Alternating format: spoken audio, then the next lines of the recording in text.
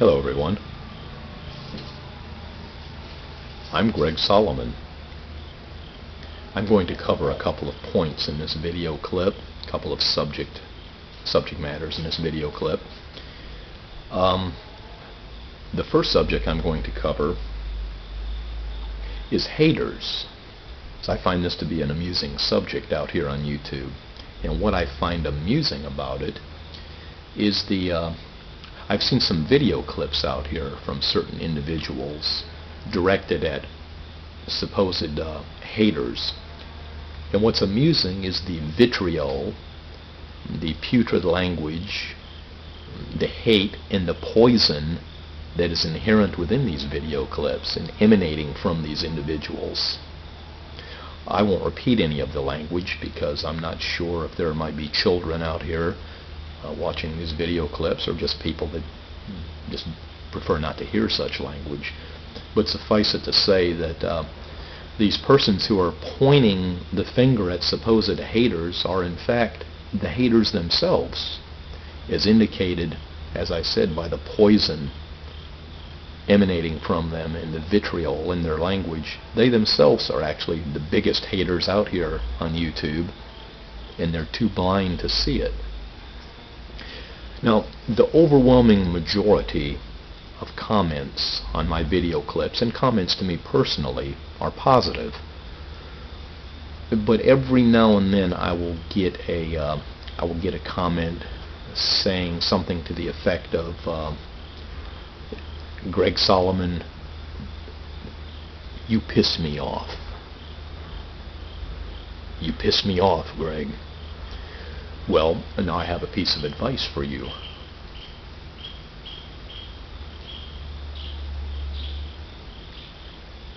Don't watch. No sense going around being pissed off all day. Just don't watch. Then you won't be pissed off. Now, see how easy that was?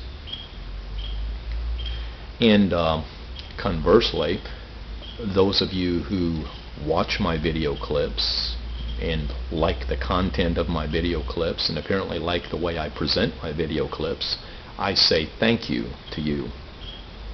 I think thank you is a phrase that's not used near enough in society nowadays because I believe we live in a society of entitlements where people think they're entitled to certain commodities. I'm not entitled to any viewers out here. You view me, view my video clips of your free will and volition, and if you do and you like it, you like what I'm saying, and like, apparently, as I said, the manner in which I'm saying what I say, well then I thank you. Second of all, let me comment on this video business of Mr. Boh3m going to New York to meet with his fans. Mr. Boh3m put a video clip up where he stated he was going to go to New York and do just that, meet with his fans. And indeed he did go to New York. Now, if a person uploads a video clip for public consumption out here on YouTube, then I believe it's fair game for my commentary, so I'm going to comment on this. I have seen a couple of short video clips after this New York visit, which was on Friday, and from all indications, from what I've seen in these video clips after the fact, it would appear as if this New York visit was essentially a complete flop. It looked as if 5 or 6, maybe 7 people at the most showed up. Now, there are 2 reasons for this.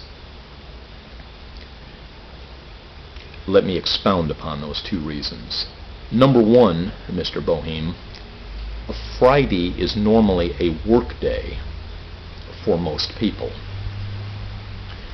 So most people on Friday are busy working at gainful employment, are busy taking care of day-to-day business, as opposed to coming down to New York to meet with Mr. Boh3m in Strawberry Field. Second of all, it's not as if Mr. Tom Petty showed up at Strawberry Field for a question and answer series. Second of all, Mr. Paul Robinette apparently took a plane to Pennsylvania to meet with Boh3m at a airport layover, and Mr. Robinette did an interview with Mr. Boh3m. During the course of this interview, Mr. Boh3m indicated that someone out here on YouTube bought a video camera for him. It appears that Mr. Boh3m put up a video clip in which he stated that he was going to have to sell some of his personal items to get up enough money to buy a better video camera. And so some gracious soul out here decided to just go ahead and buy him that video camera. And that was just such a hard luck story that someone decided to buy him a video camera so he wouldn't have to sell his personal items. And Mr. Boh3m also indicated that he had just recently quit his job and had basically 2 weeks worth of money to his name. So he has 2 weeks worth of money in a video camera that was bought for him by someone else. So what does he do? He gallivants off on a joy trip to New York to meet with his fans. Well, this brings to mind the immortal words of Mr. Matt Foley.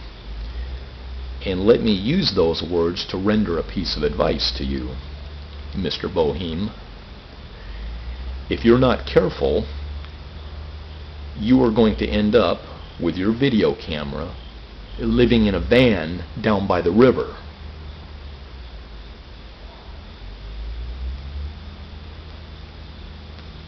And let me just make a general statement. I'm not aiming this at anyone in particular. This is just a general statement.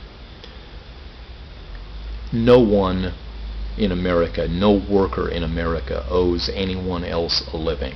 No worker in America should have the onus of responsibility on his shoulders of pulling the wagon of someone else who has decided not to work.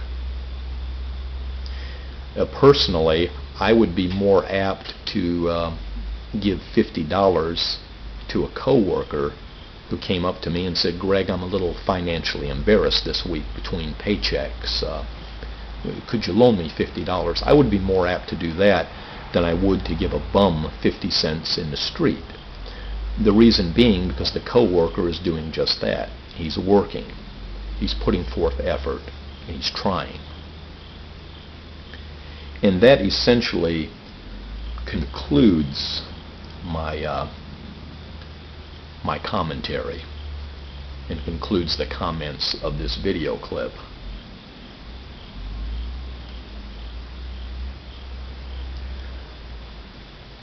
Before I sign off, let me show you. Some of you might have heard a little, for lack of a better term, snorting in the background. I'm out here enjoying a cigar outside, and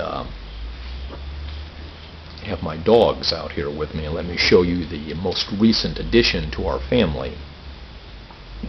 This is the snorting that you heard in the background right here. This is the most recent addition to our family right here. Cute little pup, but they snort a lot. Okay, everyone, until next time, this is Greg Solomon saying take care.